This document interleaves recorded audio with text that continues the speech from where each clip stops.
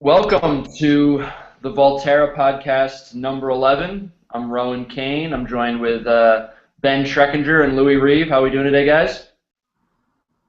I have a I'm headache. doing. You You got a headache. Oof. Definitely. Oh dear. You seem a little, I don't know, calm this morning, Ben. Am I usually really anxious, Ron? What are you trying to say? Not anxious, just so much as more vibrant. Interesting. Okay. More bon Okay, vivant. Ron. Yeah. I wouldn't quite call you a bon vivant, but I would say you're more enthusiastic at times. I'll remember this, Ron. Okay. So a bunch of stuff to talk about today. We'll start with a little bit of football chat. Then we're gonna hit up the climate change march that Ben was at. Are you hungover, Ben? I mean, I had a couple glasses of wine at Rosh Hashanah last night, but I'm wondering if that's what it is. Lashana Tova or Tavav. How do you say that? You don't know? Gracias. Muchas gracias, Ron. All right, so we'll do a little bit of football chat. We'll talk about Ben at the climate change summit. I think he was leading the march there, and then we'll talk about some ISIS stuff. So, Louis, what games did you catch this past weekend? I think the standout one was the Leicester City. Really, Yeah. that's the benchmark of. Well, it was comedy gold again from Man United. Really, I thought it was just a wonderful sight. I suppose for like the the American listeners who aren't so acclimatized with the UK football, Manchester United looked like they'd started turning it round, I guess, the week before with a 4-0 win over QPR. But this weekend they were beaten by what is probably one of the lowliest teams in the league, and they lost 5-3 to Leicester City, which after being 3-1 up as well. So it was a wonderful time and a wonderful thing to watch. Leicester being one of these places that no one really knows where it is on a map, and I think we've touched upon that in a previous podcast that no We one's have, actually in Leicester or where Derby or where Nottingham are exactly. They're just there somewhere. It's one of those places like I don't know. I don't know if you have like the equivalent in the USA, like St. Louis or kind of these kind of places. Yeah. You guys have a habit of saying the state that they're in after you say the city or the town, so it kind of makes it less confusing, you know. Well, that's how you're supposed to say it, but yeah, that is. Oh, right. Okay, sorry. Formal, it's the formal articulation. But yeah, I actually had that game on in the background. I was watching. That was on TV. The Spurs match was on my computer. And I was much more enjoying the Leicester United game than the Spurs loss to West Brom at home 1-0. Yeah, unfortunately, you slipped up again there. That was another 3 points go begging. Which just proves that anybody can beat QPR 4-0. Yeah, I think that's the bottom line. How do you feel, Rowan, about Maurizio Pochettino? There's a lot of clamour here over in the UK for him to be like strung up, as Spurs tend to do with a lot of their management, and sort of sent away. He's quite bad record starting out. Give him time. I think you need to give him time. Yeah, I think you need to give him time. I'm fully in favor of stability and building on something and letting your manager kind of run his course. I mean, he's not playing the right men at the back, to be completely honest. I think that's my biggest complaint with him, is that going forward we're fine, but well, we're not scoring goals, but the back line is just so shaky that you can't build from it. It's strange, isn't it? He's not really mentioned that there is a problem in defence as much as he's sort of bemoaning the lack of a goal scorer. But I think you've hit the nail on the head there with the hey, maybe come January, spend a bit of money, get a decent centre back, and you're maybe back on track. We have several decent center backs. We have Jan Vertonghen. We have this Fazio guy who hasn't really played yet. We have Eric Dyer, who's actually a center back. and we have, and that's it. We have 3. Okay. Well, it's more than a lot of teams, to be fair. Yeah, more than Man United. But looking forward to this weekend's, we've got a bunch of derbies. We've got North London derby, we've got Merseyside derby, and we've got another one, and I'm not sure what the other one is. And we've got the Ryder Cup. You watch golf, Louis? I don't really watch golf. It's not really my scene. I know very little about the world of golf, apart from that America are playing against Europe at the moment in a Scottish country estate, and but yeah, that's about as far as it goes, really. Yeah. And so, but yeah, a lot of good games this weekend. What are you looking for in I don't know, North London derby and Merseyside derby? Merseyside derby, I think, will be pretty interesting because both the teams are playing quite. Well, they're both a bit shit at the moment, to excuse my French. Neither of them doing anything, but they're always pretty spicy, those ones. So that'll be a good watch, I imagine, regardless of the result, which I don't care about anyway. North London derby should be pretty interesting as well. Arsenal haven't totally clicked, so there's and Spurs always seem to raise their game for these occasions. So. Yeah, I guess you never really know exactly what's going to happen. Arsenal played really well for 10 minutes at the weekend. Apart from that, they were absolutely awful. But in that 10 minutes, they scored 3. So against Villa, right? Yeah. Who had, to be fair, had like 10 dudes sick. Yeah, they had sort of gastric flu going around the camp. So it's pretty hard. It's kind of like playing the Sunday League like after one of the sort of like major nights out. That kind of feeling, I imagine. Yeah. Yeah, it seems like Arsenal and Tottenham are the same team at this point. They're shit at the back. They have some brilliant midfield players, and then they don't really have a goal scorer. Yeah, that's a fair assessment of the situation. But I think there will be goals. There'll be goals on. There'll be goals, and they'll probably all come from Arsenal. They'll probably all come from, I don't know, from Aaron Ramsey or something. 40-yarders from Aaron Ramsey. That's the kind of thing. Exactly. I'm glad you're taking a more prosaic view of the whole thing. It's just I'm under no. I would be thrilled with a draw. Like I'm under no expectations about this weekend. Fair dues. Yeah, but Ben, you had a question. You're writing something about sports fandom in America, right? Yeah, and my sort of thesis is that professional sports fandom has peaked and is now in for a long, slow decline, and that college sports fandom will probably follow, sort of as a consequence. It's a consequence of 2 things: the professionalization of sports, which then led to sort of the evolution of the sports business into any sort of large global capitalist enterprise, and also just the way that Americans have changed and become more global in our outlooks, and so less tied up in our identities with cities that are represented by sports teams.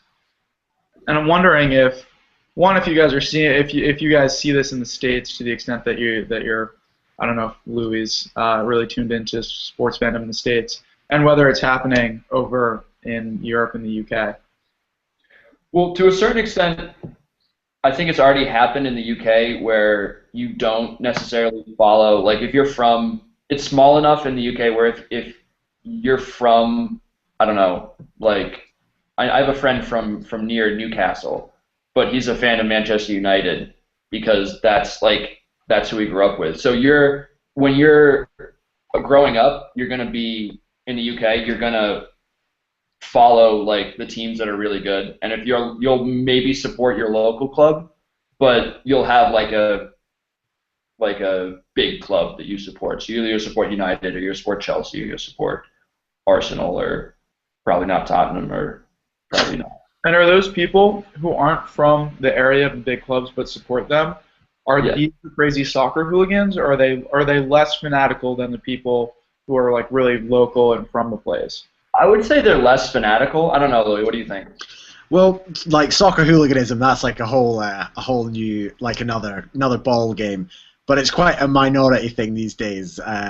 I know sort of the worldview of things, mainly due to really terrible British movies, makes it sound like every football match here is like a medieval style affair with like crossbows and daggers and stuff. But actually, it's quite rare that happens now, due to like there's like occasionally people died and like there's quite big police presences at the games now, so it doesn't really happen very very often. In terms of fanaticism, from people, fanatics from, or fans from places that aren't the city or franchise they represent, it is quite hard to say. There's a lot of,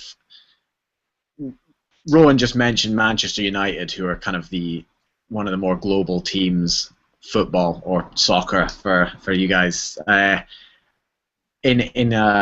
In Britain, there used to be a chant wherever they played, which was "You're only from just down the road," because all their fans were literally like, if they play in London, like a lot of the fans would be just from London but supporting Manchester. Yeah. So, but Ben, to your kind of, what evidence do you see that professional fandom is shrinking? So half of it, and the way I structure this is, half of it is just like my own personal disillusionment with pro sports, and really just thought that I don't really give a shit anymore. And then I've sort of, in the course of writing this, been talking to just like friends, people I've been coming across, and finding that, pretty consistently, people who used to be big sports fans and are just caring less and less. And then on the other side of this is sort of more like, reaching out beyond just like how I personally feel. I take as the peg of this piece the calls for boycotting the NFL. And even though they're not really gaining much traction, and and if the NFL gets its act together and make some changes, the boycott movement probably won't go very far, at least in the short term. I think just the very fact that there's a mainstream call to boycott a sport shows that there's a transition in the way that sport is viewed, and that fans boo.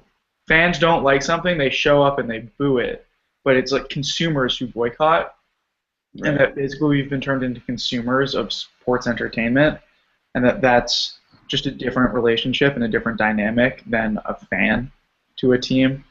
Yeah. I mean, I would push back on that. Like, I actually am if you ask me those questions that you were asking, like, would follow your line of thinking that the only pro sports that I care about now are soccer or Tottenham, and like I really follow the Bruins pretty closely as well. I don't really care about baseball anymore at all.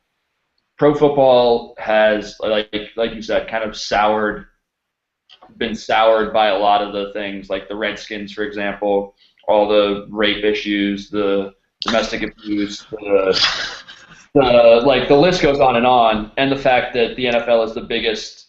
I am shocked. You're right, shocked that there's been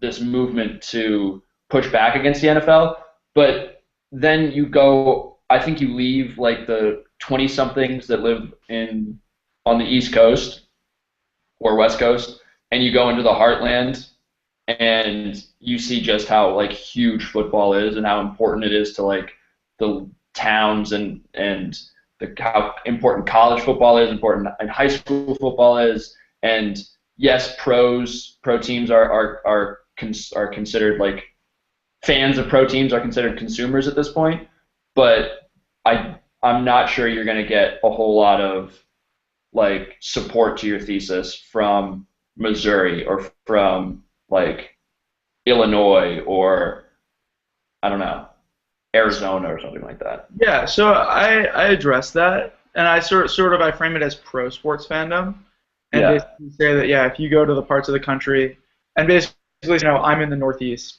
where it's really pro sports and not college sports, and that if you go to the parts of the country where it's college sports, you're not going to see these same signs. But then I sort of add, but if we really want to look forward and say, will things be like this forever?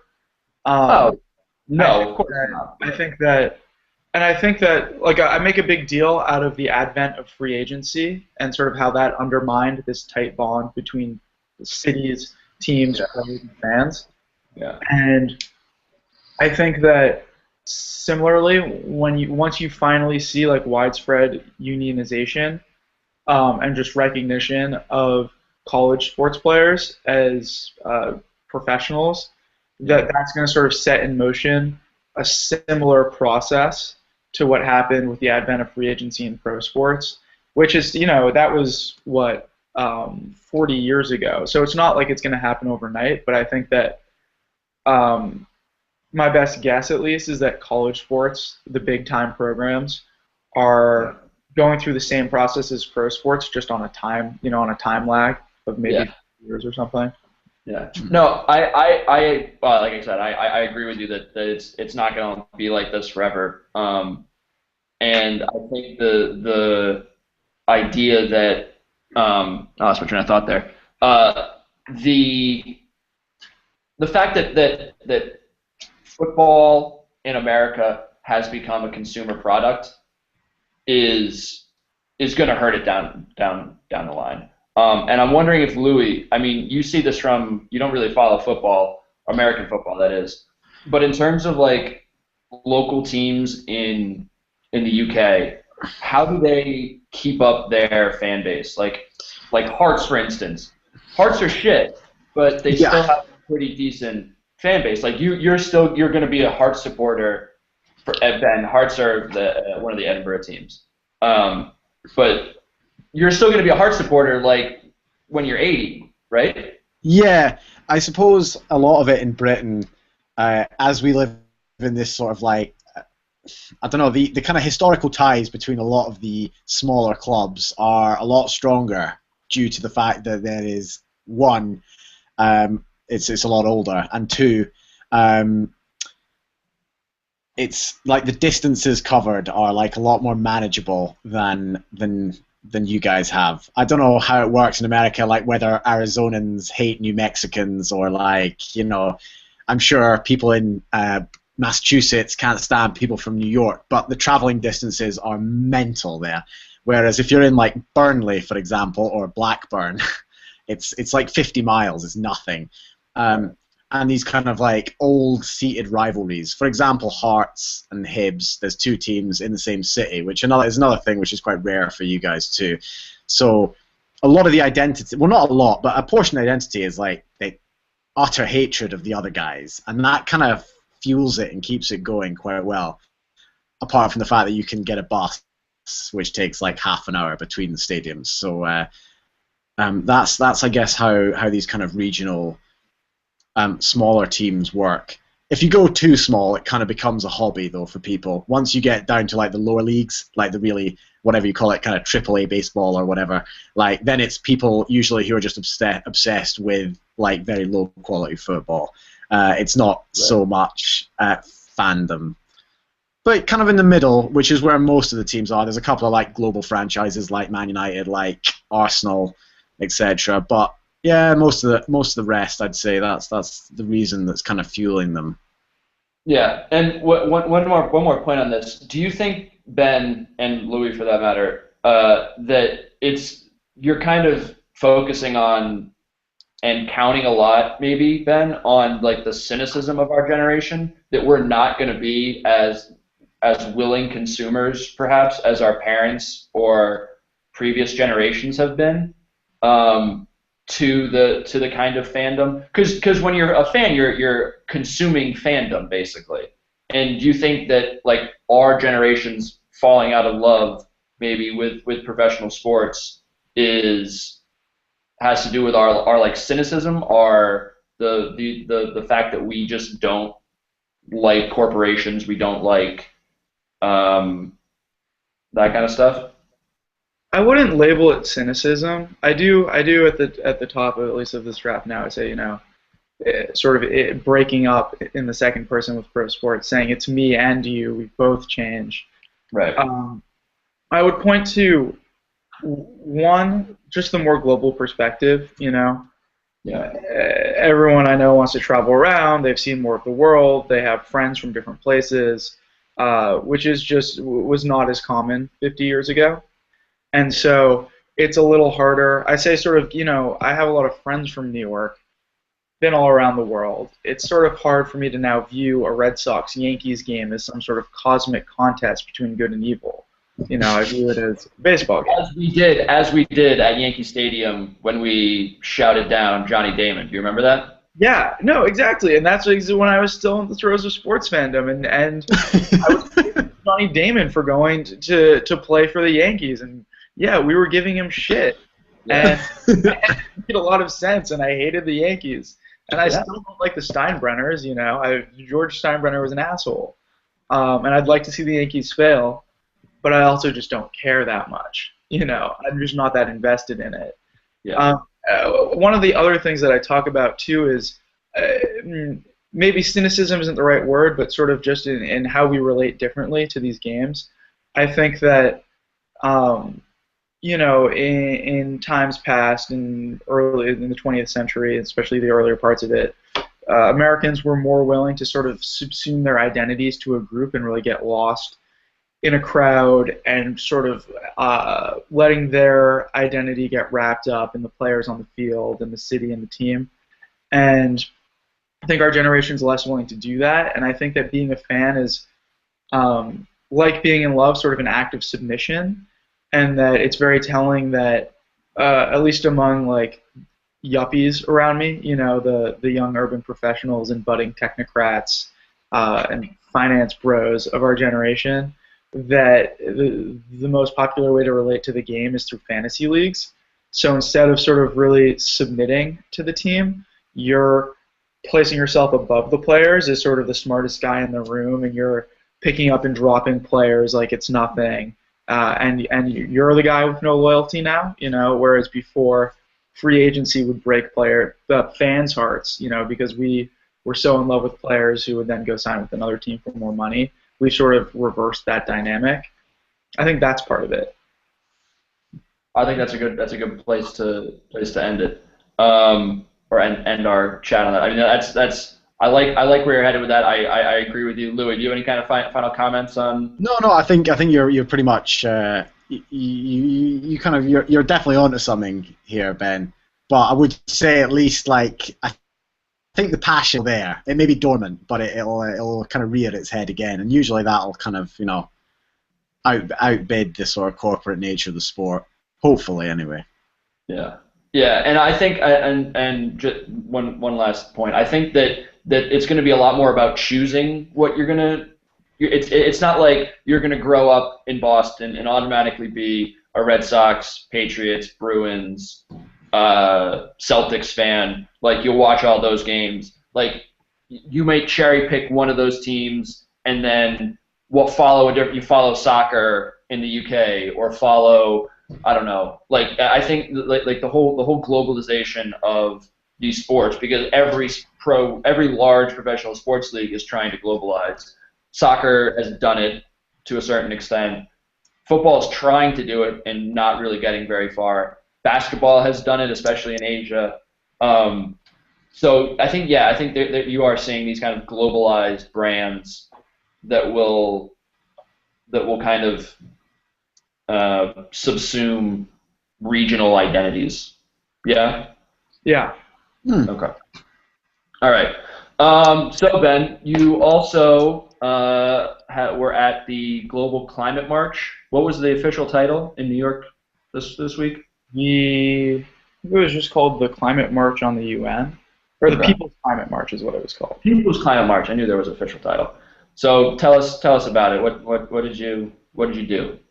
It was cool. It was inspiring. I showed up with my friend Sam Geiber, who Rowan knows, Louis doesn't, and I had sort of been charged. I had told an editor that I would write something about the climate march and intertwine it with something sort of about the generational politics of climate change, and still haven't done that.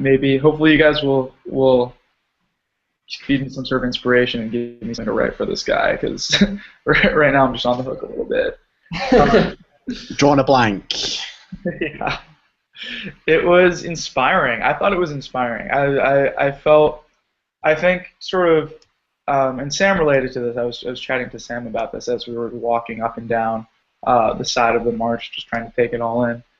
That on an intellectual level, I'm pretty obsessed with climate change and sort of the other forms of environmental degradation that our economic system has created. I think that we sort of have run up a huge deficit, and that we're going to start sort of seeing the chickens come home to roost if we don't prepare,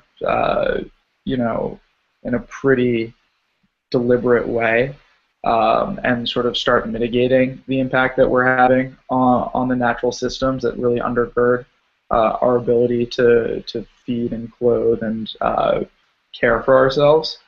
And what's tough about that is that I'm constantly thinking, well, like, what should I be doing about this? Because I'm still just going about my life. I'll read about climate change. Maybe I'll write something relevant to the environment once in a while. But that sort of there's a dissonance there between action and on an intellectual level, what I acknowledge to be the sort of like the massive looming crisis that I think we're heading towards in the course of our lifetimes. And one good thing about being at the march was just that I felt the issue at a more emotional level. I felt a little bit more inspired to act. I'm hoping that this will be part of a process by which I really start, by which my actions become more consistent with my beliefs. So that's hopefully what I'm taking away from the climate march. Nice. So I'm in the same kind of, I don't know, same kind of thought process as you, once again, in terms of seeing like plastic everywhere and not being able to stop using plastic, for example. Like that's kind of one of my biggest things is like, fuck, there's millions and millions of tons of plastic in the Pacific Ocean, and there's not a damn thing we can do about it because everything that we use is plastic. And so, I mean, there's certain things you can do. Like, I get paper bags at the grocery store now because I just can't, like, I can't bring myself to use a plastic bag because it's just like I can just see it with its head around around some turtle's head or something like that, or a fish like eating the plastic. And so, like, I'm on the same kind of process to saying, all right, what the hell can I do to like cut back on however I'm participating in this. And the other thing I've done is meatless Mondays. I'm going to start doing that, I think, which should cut meat consumption by 15% if you do it for a year, which is like not a lot, but it's also meat agriculture is the largest contributor to climate change, or to carbon in the atmosphere. So, I mean, yeah, there are like steps you can take, but you're right that there's just going to be just huge, I don't know, backlash against what we've been doing for the past 2 centuries. Now, Louis, where do you stand on climate change? I mean, obviously you're. I'm not like pro climate change. Right. Yeah. You're not gonna get like yeah. I mean, I got a pretty cynical view of the world, but it seems a bit ridiculous the amount of the amount of waste we create is like, even that I create personally is just like grim. And I live in one of the global metropolises as well, and I work in a lot of events that like that sort of maybe aren't the most sustainably sourced things that you could hope for. I guess like one of the key issues is just sheer logistics. It's like something that would require absolutely everyone to get on board for something like change to get to matter. I understand this one in New York, the march had like upwards of 300,000 people, which is a lot, but I mean it's not even, it's like a speck in the ocean, like, and it's great that people are going, and I know that represents a lot more people. And there was about 2,000 of these or something worldwide. So again, it's like like you've got the very bare bones of a movement, but it's like it needs to be more than a movement. It needs to be like complete wholesale, like social change. entirely. And I just wonder if like our like culture has just come way too far to like put the brakes on that and kind of stop it. Interestingly enough, I spent a lot of time in Denmark, which is quite a small country, about 5 million people, very self-contained as a nation, and they've kind of done it. Like they've really, like, their government is totally behind it, their people are totally behind it, and they are like very pro kind of sustainable living. So they don't really use paper, which occasionally is like very, very inconvenient. But I understand that like it's something that needs to kind of stop. I mean, there's only so often you can keep doing these, just wasting resources like this. So they don't use paper, and they're completely down with recycling. Everything is recycled. So on a small scale, that's like I think it's under 5 million people live there. It's not a lot, but they have quite a good, I don't know, framework for how it could be done. But how you'd move that onto like a bigger scale is a mystery to me. I suppose you could look at Germany, perhaps. That's almost 100 mil living there, and they also have got a very sustainable way of living. But it's still, it's not reversing anything. And it just, I think it's going to take some serious thought. It amazes me that nobody's really got, I know they have these climate change, UN conventions or whatever, and that nobody has really actually thought like guys, like, lads, let's take a break from this and have a look at this. But nobody does that kind of thing. Let's take a step back and see what actual, like... Yeah, this is getting a bit like out of hand. Like, we are actually we're gonna fuck everything up, basically. Yeah. And but yeah, I don't know. I very much respect Denmark for what they're doing, and I guess it could work if you. But it's quite a unique situation where like everyone is totally on board with the program. And how that's going to change in Britain, let alone America, where like packaging is just like out of this world mad. So, and here is a nightmare too. Like just to get people to just like it. Once you kind of got them doing it, because this hasn't been happening in Denmark for a long time. It's like the last 10, 20 years maybe. Like once they're used to it, it's fine. But getting them through that early stage of being like, don't eat stuff out of polystyrene or whatever, it's a hard, it's just a hard shift. Yeah, that whole shift, and it was like this. It was the subject of this thing I was listening to on NPR, and they were talking about a book that these two people had written that was a kind of. It was like a retrospective, and it was from a Chinese historian from 400 years in the future, or something like that.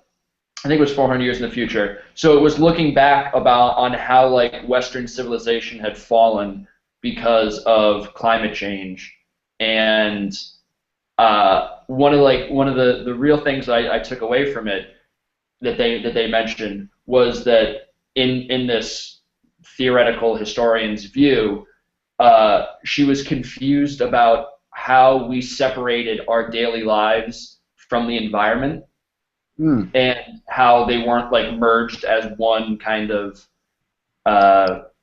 entity kind of thing. Yeah, almost. It was like we live our lives and the environment is something else. Whereas the environment is a part of our daily lives, we're a part of our environment, and it's that like little click that, oh, wait a second, when I go do this, this affects that over there. That like me throwing this, I don't know, plastic bottle on the ground affects the fish in that river, which affects the trees around the river, which affects the ocean down at the end of the river. And I just thought that was a really like interesting kind of like turn of consciousness. No, it makes total sense. About Lou. No, I'm with it. Like, I think it's the kind of like tomorrow attitude, which is pretty prevalent like everywhere. That like, yeah, we'll do something, and it's like, in the future, and what I do immediately right now probably won't affect anything too bad. But actually, it does, and I dread to think or even see the volume of, I don't know, just any waste that London, for example, 9 million people are producing every hour, let alone every day, and it's going somewhere. But it's just like this dirty secret that nobody really acknowledges happens, really. We have pink recycling bags that you can put a few cans in and leave on the street, and you feel really good about yourself on a Monday. But where there must be somewhere in the rural English countryside that has been is just the most abysmal thing to look at, Dante-esque sort of thing. Right. Right. Well, they dump it in the ocean as well. So I think a lot of it ends up in the Atlantic. Yeah. Yeah. Ben, what else did you kind of take away from it in terms of actual action? Are you going to do any specific things, or are you just kind of contemplating how you're gonna go about changing? Yeah, I mean that is the $1,000,000 question, right? Hopefully the first thing will be writing this piece that I'm supposed to write. Still sort of stewing with that and what it should be, and I guess I'm still processing it. You know, I'm hopeful that that it will sort of give some momentum to really figuring out how I want to reconcile my beliefs about what's right to do with just my present sort of state of inaction in terms in relationship to our environmental woes. Yeah. And yeah, I guess I remain optimistic that it will keep nudging me along and that I will be getting there. But this is also you're hearing the language of a procrastinator at best right now. It's not a sudden moment, and it wasn't a very maybe if there had been some sort of dramatic climax to this march, then there had been more of a switch flipping and a more sudden change, and that just wasn't the construction of the march. It sort of ended, it sort of petered out in a little block party area that was a few blocks, but there weren't speeches or anything that people were all coming to, and there wasn't any, it was a march, and then at the end it's not everyone pooled and there was a really frenetic energy that built to anything. Right. And so it was a circle or something like that. Sorry? You marched and then there was a drum circle at the end with some kale juice or something like that. Yeah, and some people, and there was that times 15 with different activities and booths and a couple musical performances that people would sort of check out and then sort of just drain out into the city. And so that may have something to do with the way I experienced the march, but I am at least hopeful, and I'm hopeful. Yeah. So in writing this, you're obviously adding to the conversation or the debate over what we can do for climate change. And how do you see that? I know Louis wants to touch on something about right-wing politics in the U.S. But Ben, how do you see the kind of the debate kind of going forward, at least in the U.S.? Because we're a massive part of this. India, China, Brazil, Indonesia, they're all even larger parts and will be in the future. But having the U.S. change its kind of social, the social atmosphere surrounding this topic, how do you see that debate changing? It's interesting. So at the march, Sam made a couple of comments that I thought were. Comments? Come on now. He doesn't. Huh? He's not one to lend his commentary to anything, is he? Oh, Guyver made a few comments. That I thought were incisive. One was just there's no count. He observed that there was no counter protest. Because there is no other side of this thing. Yeah. And the other thing he remarked on a couple times is he was just imagining the fossil fuel plutocrats, the oligarchs, up on the 10th floor of their Central Park West penthouses, looking down on the march, sipping their scotch and being like fucking idiots. But I guess the point, what's interesting about the debate now is that the other side of it can only be a real opposition to change, can only be half-hearted at best. You're not going to get a lot of mainstream credibility attached to anyone, who's the George Wallace of climate change, who's saying not now, not ever, we're not going to change and this isn't real in American political discourse right now. But fossil fuels now, fossil fuels tomorrow, fossil fuels forever, something like that.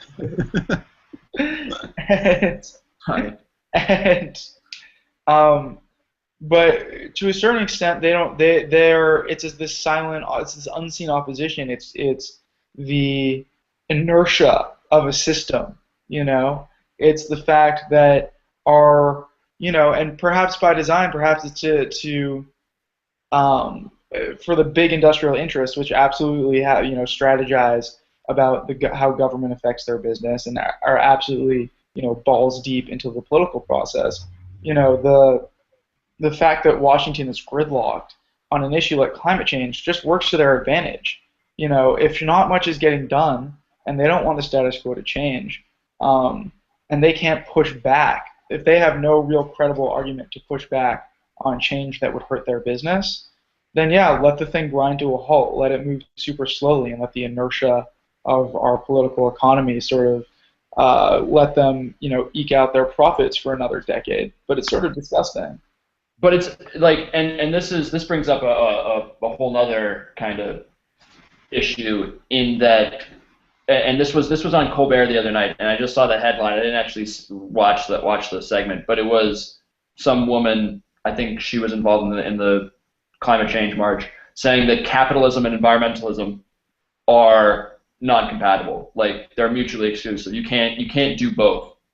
And I think that's true to a certain extent, especially in the current form of capitalism that prioritizes short-term profit over all else, basically, and doesn't really take into account long-term viability or long-term sustainability, financially or environmentally, for that matter. Like, if you have an idea or a product that is environmentally sustainable, like, you would need investment in it. You need long-term investment in it, and you're just not getting that because everyone's out for the bottom line at the end of the quarter. Yeah. And not like these companies could very easily, if they took cuts to their profit over the next 5, 10, 15 years, could be the next Ford, the next GE, the next, like, these are the opportunities that are presenting themselves financially and economically with climate change or with environmentalism. But that's just not happening because of how our system's set up right now.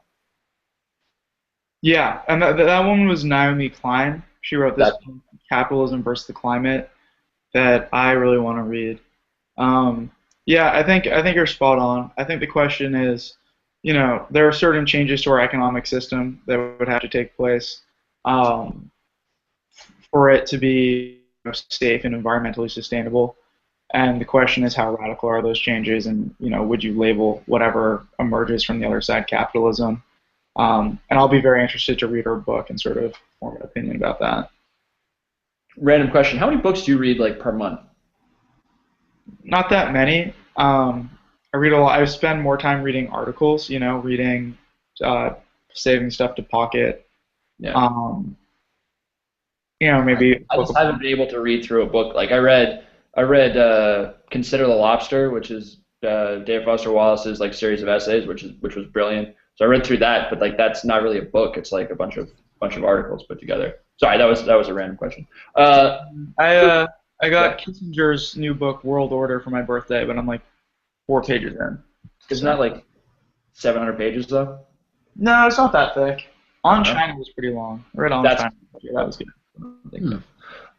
So Louis, from afar, like you brought up something before we started taping about the right wing in America and about the kind of the backlash to climate change and to any sort of progress. Yeah, it's quite. I vaguely followed it because I find, like, American news, since being in America last summer, like, American news, like, no offense to you guys, and we're bad too, but, like, you guys take news to, like, hitherto unknown levels of like bollocks, which is good.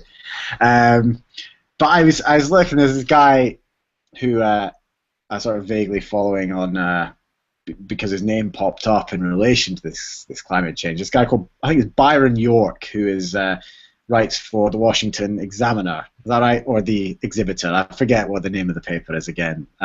We don't get it here, so it's but it's just very interesting that he's kind of joined. There's this big movement against the kind of climate change guys by basically just labeling them like hippies and tree huggers and pot smokers, and that all these other left-wing groups are just tagging along with the climate change and like jumping on this sort of bandwagon and being like, yeah, climate change, but also climate change through their own kind of initiative.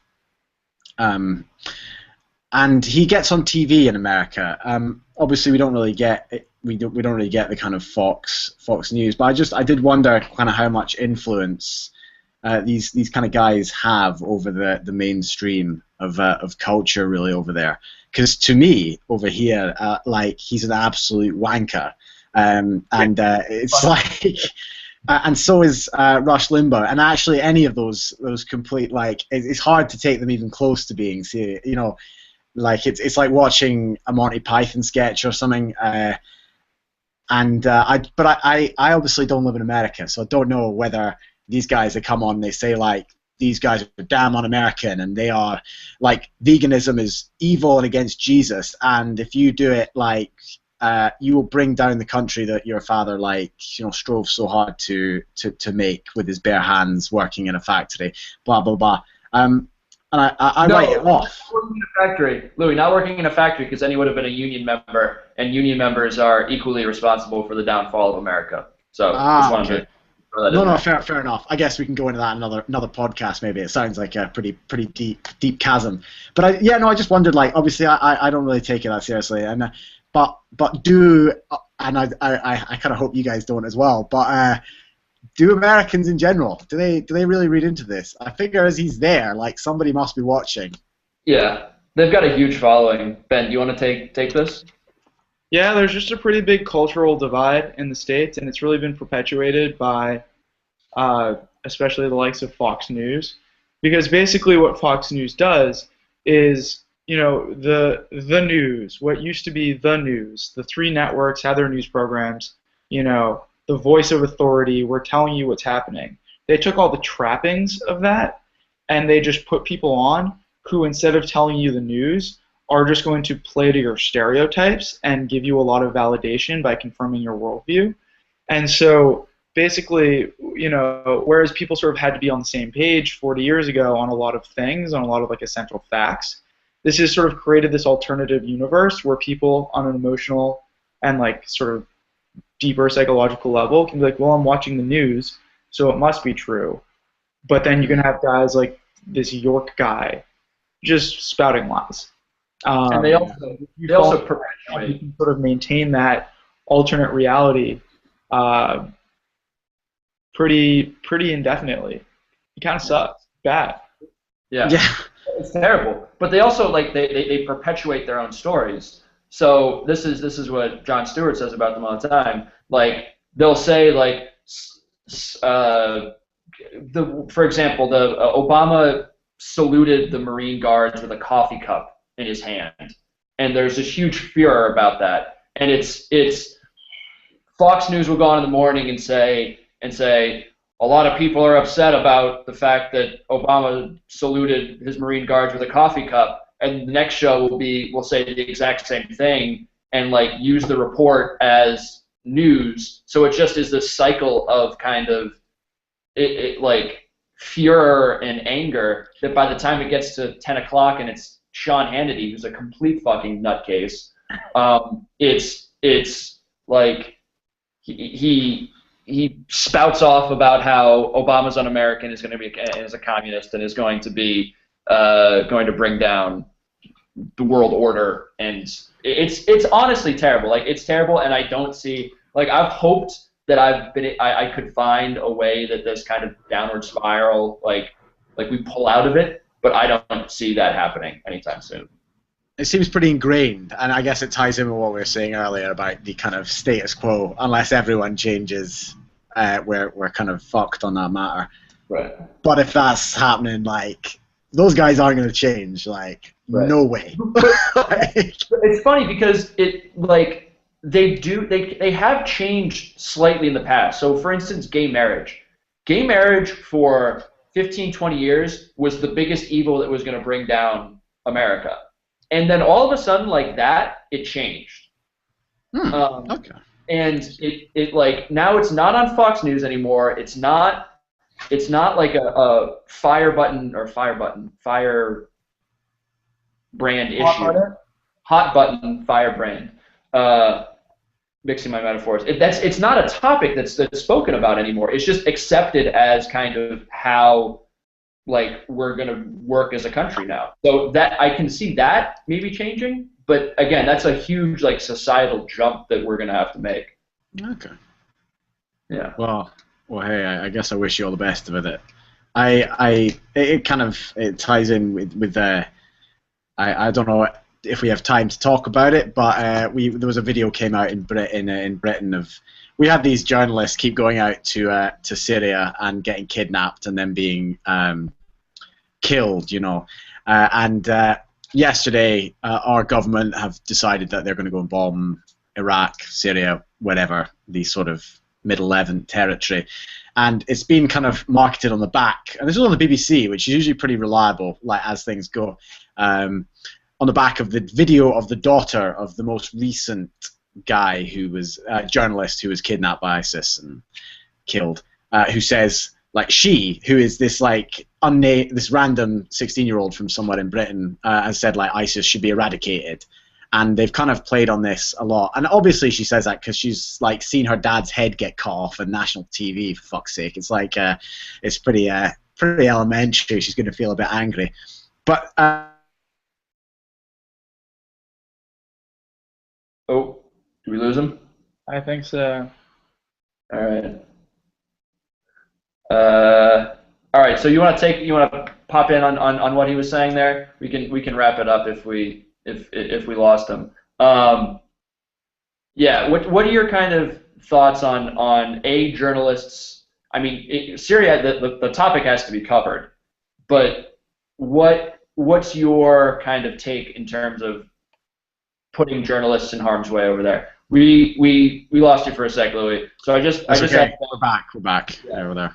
That's right. I just kind of asked Ben about how the kind of coverage, how he takes the kind of coverage of this like new threat that is being partially created by the media, maybe, or I mean, it's obviously like a real issue, but yeah, I'm going to leave it to you, Ben. What's your take?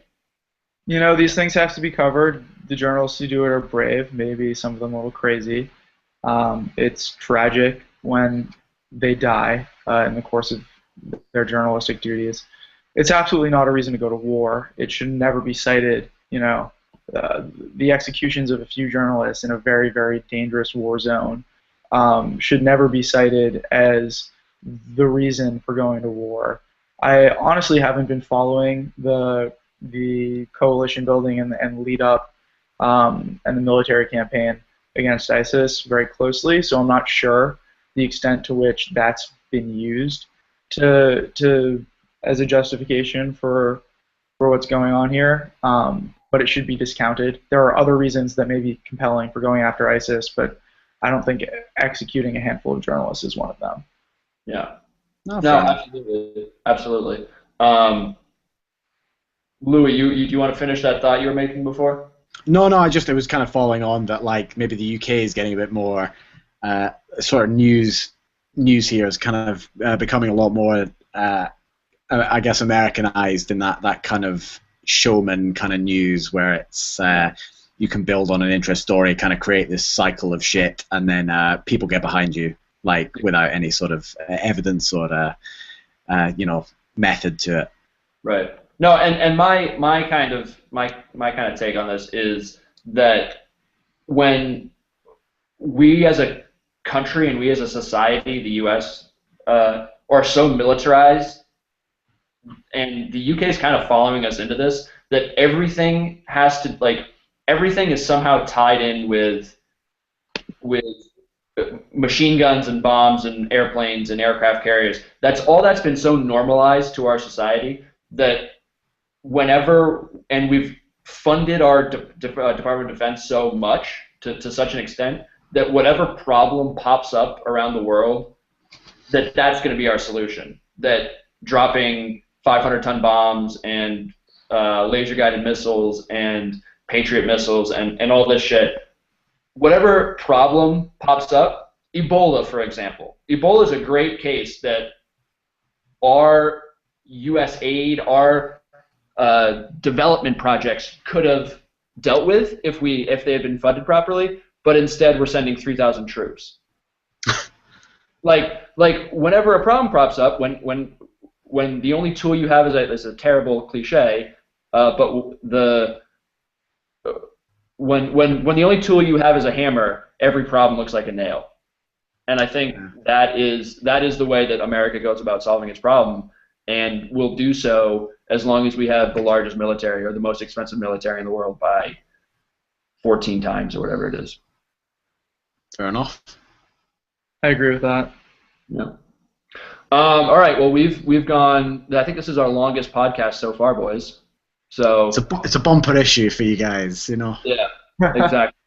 Well, we'll wrap up by saying follow us on Twitter. We're at the Volterra.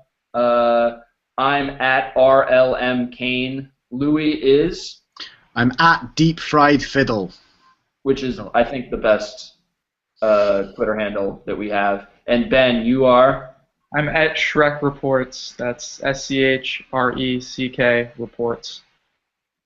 All right, boys. Thank you again. Hope you have a good week, and we'll talk to you next week. Adios. See you next time, Rowan.